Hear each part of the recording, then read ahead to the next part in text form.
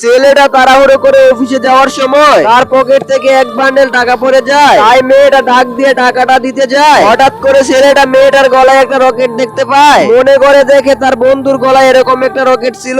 তাড়াতাড়ি করে তার বন্ধুকে ফোন দিয়ে বলে, তোর হারানো গার্লফ্রেন্ড কে পেয়ে গেছি। আচ্ছা আমি তাড়াতাড়ি চলে আসছি, তাড়াতাড়ি যাও।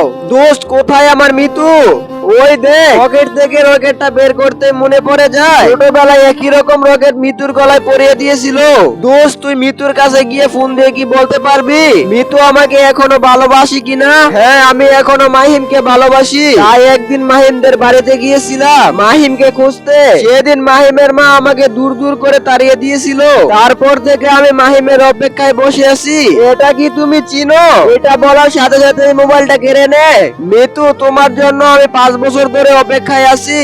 এই কথা শোনার পর দৌড়ে যায় মাহিমের কাছে। ভালো লাগলে লাইক করে দিও।